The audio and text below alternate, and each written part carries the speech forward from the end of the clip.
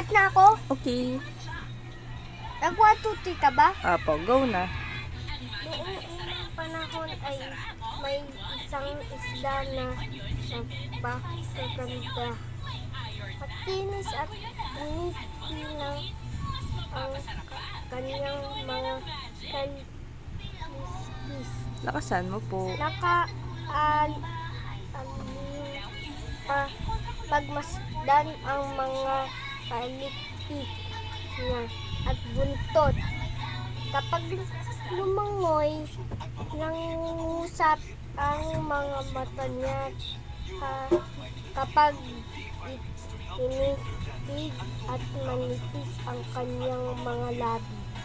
Napakarami niyang tagahangga kung kaya naman naging mayabang siya. Wala siyang ginawang ikan sa pagpaganda.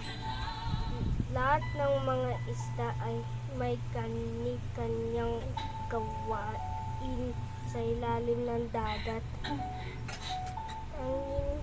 Ang magandang isda at ang ayaw magtrabaho.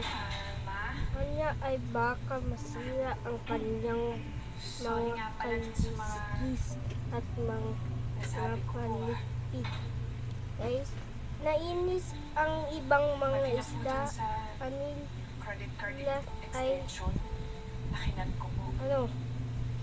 nararapat lang nagawin ng bawat isa ang huling nila.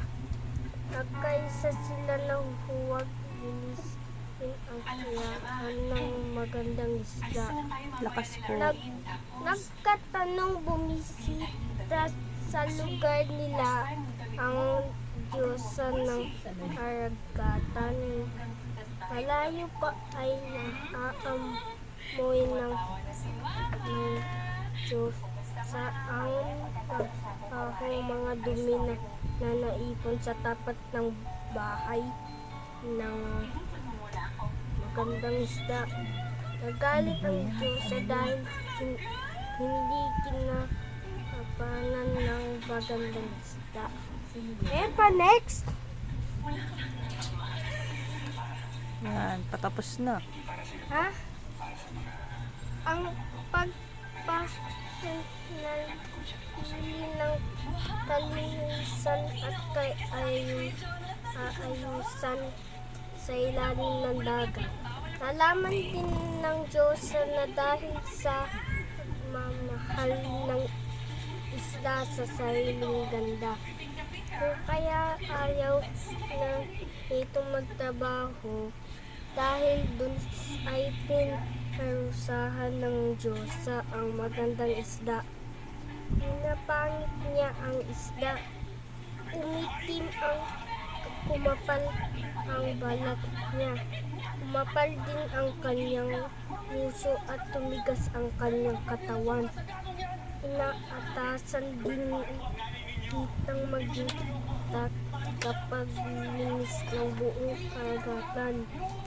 Ang wika ng Diyos kapag sinuway mo ako, ay kakamitin mo ang pinakamabigat kong parusa. Mula noon, ang isda ang naging kapaglinis ng mga isda. Kilala ang isdang itong bilang janitor fish.